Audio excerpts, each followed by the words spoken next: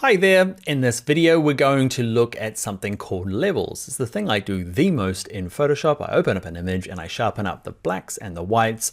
Ready, steady, cool, huh? Here's another example, looks good, and then bam, looks better. All we're doing is making the blacks and the whites super strong using something called levels. Let's go and do it now in Photoshop. All right, let's get started. So from your exercise files, go to File, Open. And we're working in our exercise files and we're going to be using O2 color. So double click to go inside there. Inside of here, we're going to open up levels O1. Click open. All right, so first thing is we're going to find this adjustments panel. Okay, so this is where we find a lot of the adjustments we're going to do in this color section. If you can't find it, go up to Window and come down until you find adjustments, and it should have a little tick next to it.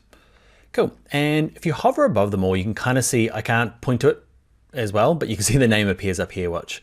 Okay, so the one you're looking for is levels. It's this kind of histogram looking bar chart type thing. Click on him once. Cool, and what ends up happening is nothing. Except to know that we've got this little new layer that we'll talk about in a little bit, and this big ugly thing opens up. Okay, now this thing is simpler than it looks, okay, because let me show you the technique here. Basically, this is all the color information in our document. And you'll notice down the bottom here, there's a black little pointer, there's a kind of a gray one and a white one. Basically what it's showing is that there's no really white information and no really black information. There's a chunk of other stuff. There's quite a lot of light gray. You can kind of see in here, there's a lot of light gray. And even then that doesn't really matter. Basically what you want to do is grab the dark guy and drag him to the right, click, hold, drag him. How far? Just keep an eye on my image over here. You see the further I drag him, the darker it gets. What we want to do is basically drag him to the kind of first hump. Okay, so halfway up the first little hump here, and you'll notice that if I turn my preview on and off, okay, so my levers layer here, turn the eyeball on and off, it just really sharpens up the shadows or the dark parts. Same with the other side. Grab the white, drag it to the left, and how far do you drag it? Basically just halfway up the first hump. Or at least until you feel like it's looking good. Okay, there's no like absolute science here. It really depends on your image, but that's the really good place to start. Drag the both ends in until they're halfway up the hump, and often it'll fix your image.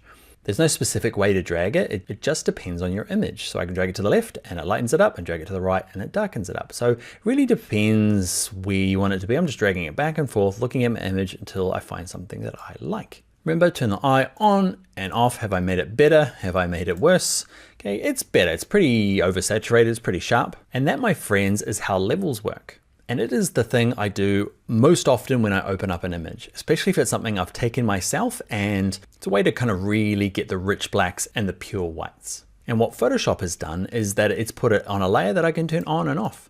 So later on I can come back to this and either make adjustments, okay, or just turn it off and go back to the original. Very quick, it's very easy. What you're going to do now is a little exercise. Go to File, go to Open, and there's one in there called Levels 2. Now what I've done throughout this course is that if there's ones that I've taken from a website called Unsplash, Unsplash is a cool website for commercial use images that you don't have to pay for. Okay, the only thing that they require is that you leave the artist name and where it came from. So that's what I'm doing. So this one here came from a paid stock library site. They don't require it. I paid to use it. This one here I didn't pay for, but Matthew Hamilton and his amazing photography just needs to be credited here.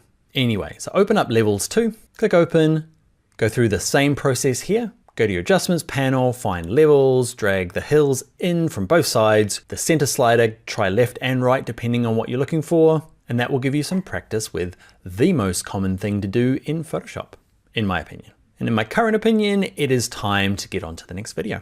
All right, see you over there.